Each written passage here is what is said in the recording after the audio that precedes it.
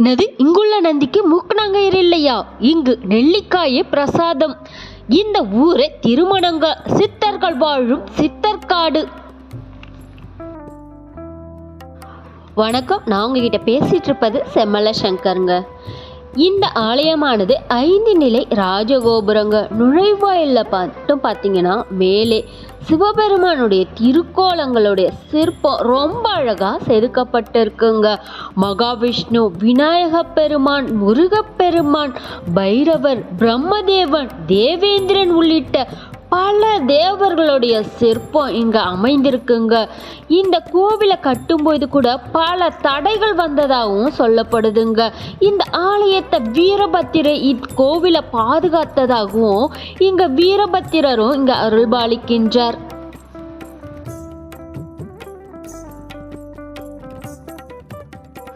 மகுடம் கூட தோற்று போகும் மடித்து வைத்த மங்கையவள், கூந்தல் அலங்காரத்திலே பார்த்தாலே பரவசமூட்டும் பரம்பொருளின் எதிரி இருக்கும் இவளோ பராசக்தியே அல்ல, பச்சை முகத்தாயோ சிலுக்கும் மேனியெல்லாம் சிவசிவா என்று சொல்லுதடி, சித்தாடை கட்டி தாய்முகம் கண்டாலே மனபாரம் இறங்குதடி.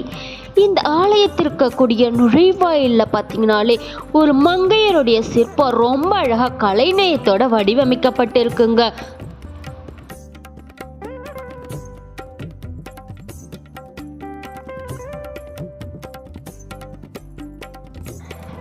ஆலய நுழைவாயில தாண்டுவதற்கு முன்பாகவே நுழைவாயிலேயே மனதை பறிகொடுத்தோர் எத்தனை பேர்களோ.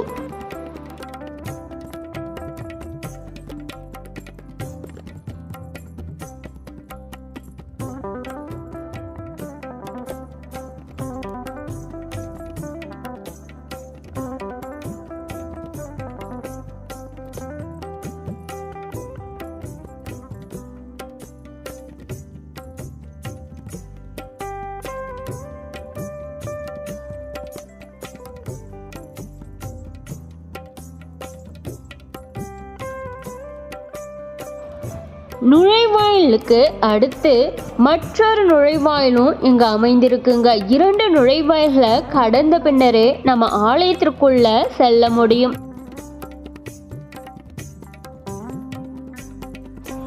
இந்த ஊரானது திருமணம் என்ற பெயர்ல அழைக்கப்படுதுங்க.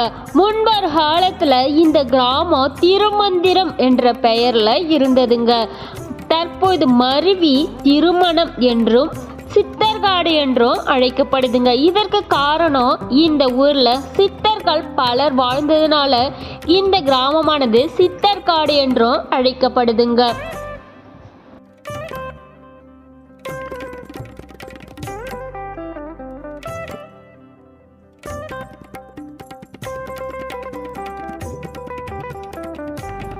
இந்த ஆலயம் கிபி 12ஆம் நூற்றாண்டுல பாண்டிய மன்னர் ஜடாவர்ம சுந்தரபாண்டிய மன்னரால கட்டப்பட்டதுங்க.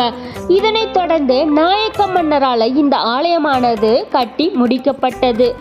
இந்தியாவில் பார்த்தீங்கன்னா எந்த ஒரு மன்னனுக்கும் இல்லாத நெடிய வரலாறு படைத்தவன் பாண்டிய மன்னனுக்கே உண்டு. பாண்டியர்கள் சந்திர வம்சத்தை சேர்ந்தவர்கள், மீன் கொடியினை கொண்டவர்கள். ஜடாவர்ம சுந்தரபாண்டியன் கிபி 12ஆம் நூற்றாண்டிலே ஆட்சி செய்தார். குறுகிய காலம் ஆட்சி செய்தார். இந்த குறுகிய காலத்திலேயே காஞ்சி பகுதியில் போர் தொடுத்து விஜயகண்ட கோபாலனையும் கொன்றார். சுந்தரபாண்டிய மன்னன் கோப்பெருஞ்சிங்கனையும் தோற்கடித்து பல பகுதிகளையும் கைப்பற்றினார். மதுரை மீனாட்சி அம்மன் கோவில்ல போர் விமானத்தை கட்டிவித்தவரும் இவரே.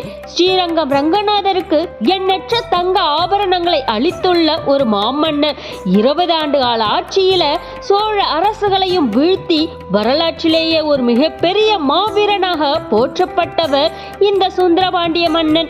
இவருடைய ஆட்சியில சோழ நாடு, சேர நாடு, கொங்கு நாடு, பல்லவ நாடு என அனைத்தையும் தன்னுடைய வசத்தில் வைத்திருந்த ஒரு மாமன்னர்.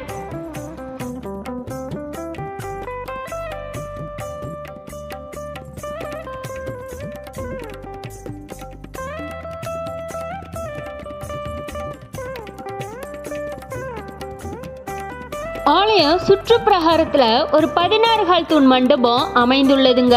இங்க நாயக்க மன்னர்களுடைய கலைநயம் இங்க பார்க்க முடிகிறது. ஒவ்வொரு தூண்களையும் சிறு சிறு கலைநயத்தோட சிறு சிறு சிற்பங்கள் ரொம்ப அழகா வடிவமைத்திருக்கிறாங்க.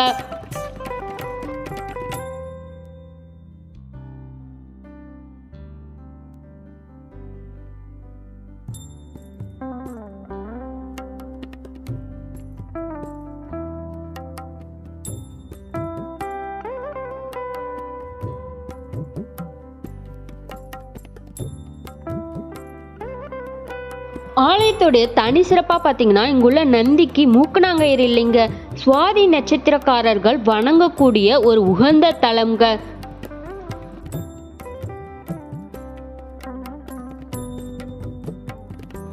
இங்குள்ள இறைவன் தாத்ரீஸ்வரர் அல்லது நெல்லியப்பர் என்ற திருப்பெயர்ல அழைக்கப்படுகின்றார். அம்பாள் குந்தலாம்பிகை அல்லது பூங்குழலி என்ற திருப்பெயர்ல அழைக்கப்படுறாங்க.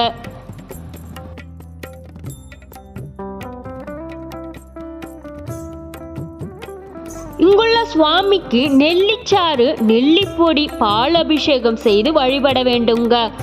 இந்த ஆலயத்தோடைய திருப்பணியில மன்னன் இக்கோவிலை கட்டும் பொழுது இடையில பணி நின்ற பொழுது இங்குள்ள வீரபத்திரர் இக்கோவிலை காத்ததாகவும் தல புராணத்துல சொல்லப்படுதுங்க.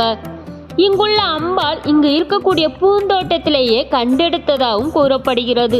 திருமண தடை உள்ளவர்கள் நெல்லியப்பருக்கு நெல்லிச்சாறு, நெல்லிப்பொடி, பால் அபிஷேகம் செய்து வழிபட்டு அம்பாளுக்கும் பச்சை வஸ்திரம், வளையல் அணிவித்தும் அர்ச்சனை செய்து வழிபட வேண்டும்.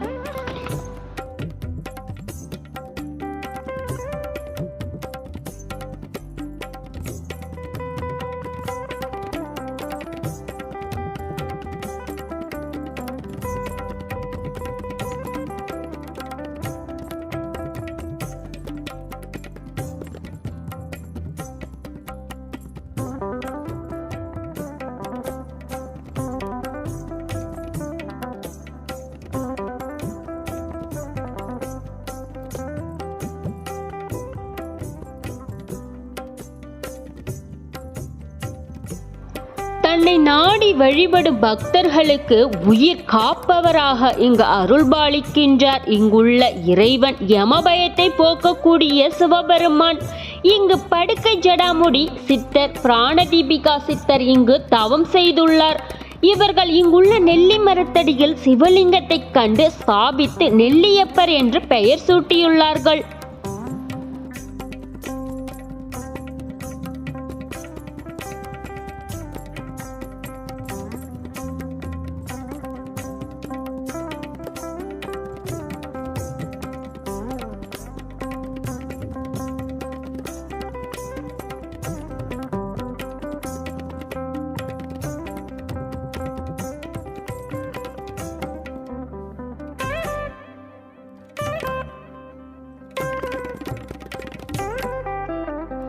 நெல்லியப்பர் என்பதே தாத்ரீஸ்வரர் என்ற திருநாமத்தில் இறைவன் அழைக்கப்படுகின்றார். சித்தர்கள் பலர் வசித்ததுனால இது சித்தர்காடு என்று அழைக்கப்படுதுங்க.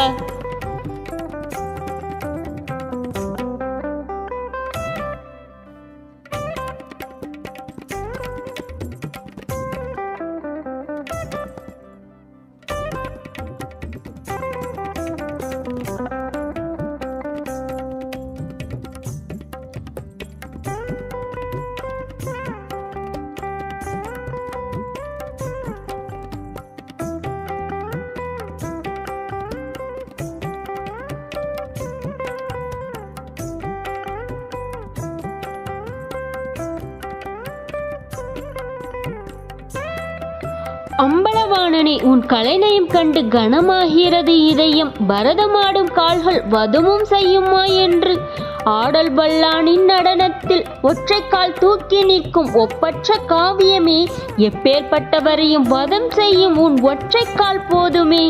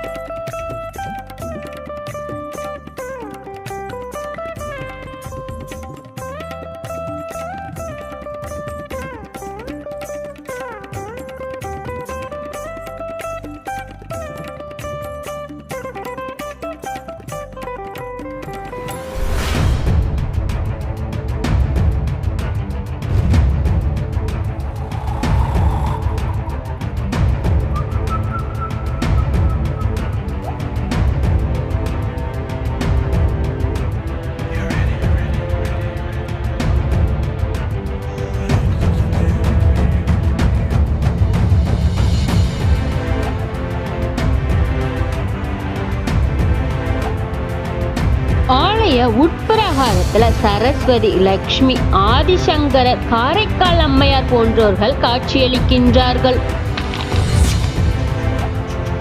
குபேரன் வலதுகால் கட்டை விரலில் மட்டும் நின்று கொண்டு பல ஆயிரம் ஆண்டுகள் இங்கு தவம் இருந்து இங்குள்ள இறைவனை வேண்டி வழிபட்டுள்ளாருங்க.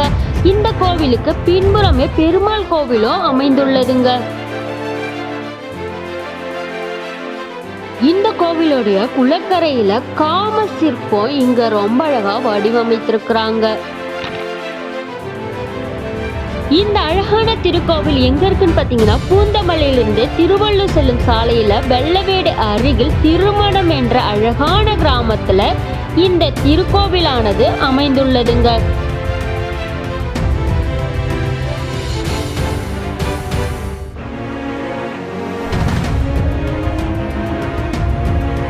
இன்று பார்த்த வரலாற்று சிறப்புடையாலும் ரொம்பவே சுவாரஸ்யமானதாகவும் மிகவும் பயனுள்ளதாகவும் அமைந்திருக்கும். நீங்க இன்னமும் நம்ம சேனலுக்கு சப்ஸ்கிரைப் பண்ணலன்னா சப்ஸ்கிரைப் பண்ணிக்கோங்க. நன்றி, வணக்கம்.